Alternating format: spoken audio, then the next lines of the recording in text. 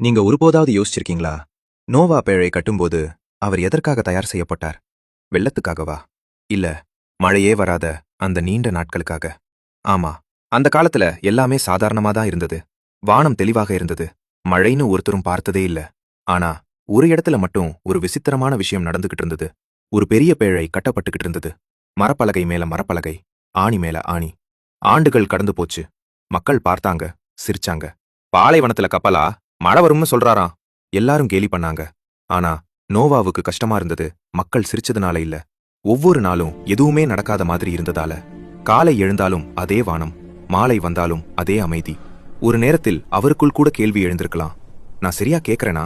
இது உண்மையாவா? ஆனா வேதாகமம் ஒரு விஷயம் மட்டும் சொல்லுது. நோவா தேவன் சொன்னபடியே செய்தார். அறிகுறி இல்லாத போதும் செய்தார். மழை இல்லாத போதும் செய்தார். சந்தேகம் இருந்தாலும் பின்வாங்கவில்லை. ஒரு நாள் திடீர்னு விலங்குகள் இரண்டு இரண்டு ஆக பேழைக்குள்ளே வர ஆரம்பிச்சது. அப்புறம் கதவ கர்த்தரே மூடினார். அதுக்கு பிறகு முதல் மழைத்துளி விழுந்தது. அப்போதுதான் எல்லாருக்கும் புரிந்தது. ஆனா அது தாமதமாகிவிட்டது. அந்த பேழைக்குள்ளே இருந்த நோவா மட்டும் அமைதியாக இருந்தார்.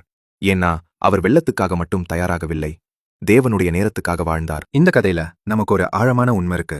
விசுவாசம் சோதிக்கப்படுறது அற்புதம் நடக்கும்போது இல்ல, எதுவுமே நடக்காத மாதிரி தோன்றும் அந்த காலத்தில்தான். நீங்க இப்போ காத்திருக்கிறீங்களா? முடிவுகள் தெரியலன்னு தோணுதா? நினைச்சுக்கோங்க, தேவன் அமைதியாக இருந்தாலும் அவர் வேலை செய்து கொண்டிருக்கிறார். இந்த மெசேஜ் உங்க மனசை தொட்டிருந்தா கமெண்ட்ல எழுதுங்க. தேவனுடைய நேரத்தை நான் நம்புகிறேன். இந்த நம்பிக்கை இன்னொருவருக்கும் தேவைப்படலாம். பகிர்ந்து விடுங்கள்.